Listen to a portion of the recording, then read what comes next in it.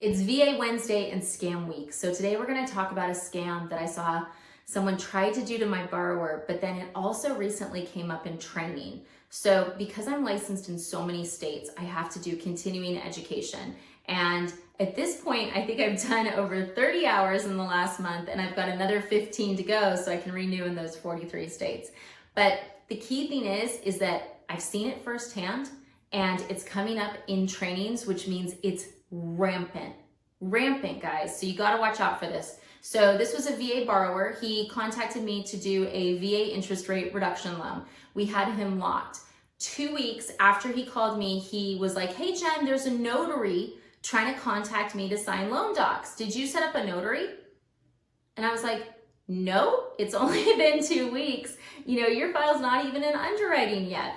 And he's like, "Okay, well, that's super weird because there's a notary saying they have loan docs for me to sign."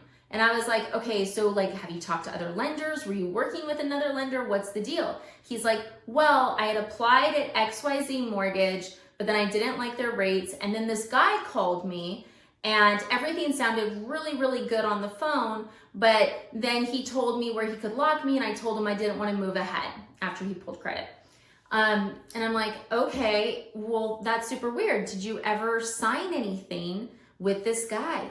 Did you ever sign any initial disclosures?" "No." "Did you ever sign a closing disclosure?" "No." "Are you sure?" Right? Because as a lender, we're a little bit insecure. So we immediately go to "Are you cheating on me? Is there someone else?" Right? It's who we are. And in this case, he wasn't. But what had happened, and at the time I was like, well, maybe they forged your name then. That's so crazy, because you can't get from a phone conversation and an application to signing documents with a notary without some stuff in between. Okay, and none of that had occurred. So we talked about it. We told him not to sign the docs, of course, because they're not ours, and fraudsters. And he went through everything. There was nothing ever sent to him. Nothing. No closing disclosure. Nothing. Okay, so chalked it up, wrote it off as a one-off. Then it came up in training. Now, here's the thing. When we're doing our continuing education, if this stuff gets brought up, it is not because it's a one-off, it's because it's happening a lot. And the fact that this was a VA loan, it's disgusting no matter what type of loan it is. It's just disgusting. So I want to tell you guys what to be aware of and how the scam works so that you guys don't get hit by this, because it's fraud. It's fraud. And the lenders who are doing this, they should be pushed out of the business. They should have their licenses revoked, and they should be bye. So the only way the regulators ever find out about this stuff is if you report it. So it's important that if this happens to you, or if you see this happening to you, you report it to your local state regulator. Okay?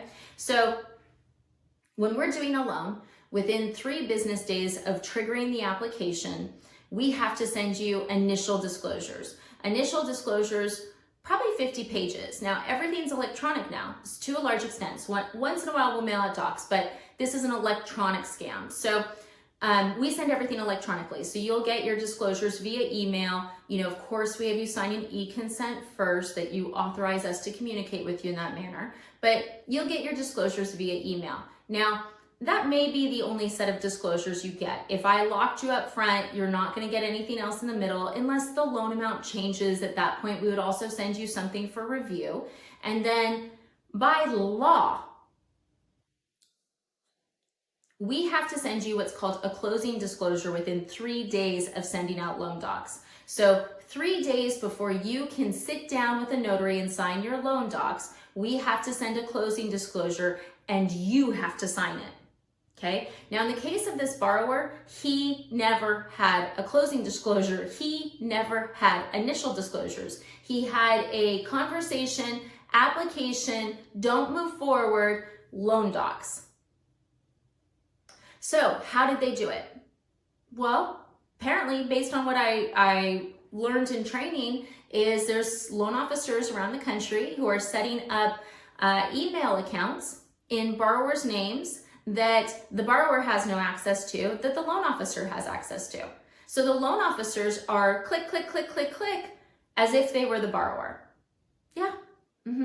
Seriously, I'm not kidding. So for instance, if the guy's name's Bob Jones, there, could be a creepy lender doing bobj@yahoo.com, and then he's signing all the disclosures for the borrower.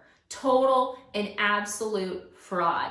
And the reason why I think they do it and they continue to do it is because most people, if you tell them you've got loan docs there, even if they didn't look at anything else, they'll look at the loan docs because they're like, oh, that was so easy. I didn't have to do anything.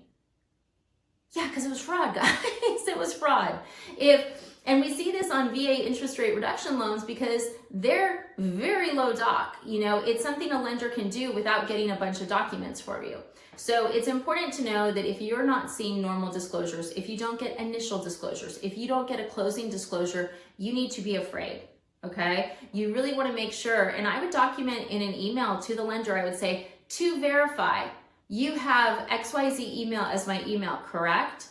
Correct. And if you're in a situation where you filled out an application and now docs are on your doorstep, under no circumstance should you review those documents, look at those documents, let the notary in. Absolutely not. What has happened between here and there is a crime.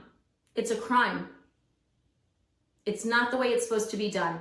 You didn't get a chance to review it. You weren't a part of the process. They made an email in your name, signed on your behalf, which is forgery because you never gave them permission, and you can't give permission to lenders to sign on your behalf. So forgery, and you cannot reward that type of behavior by being like, well, I should check it out. Absolutely not.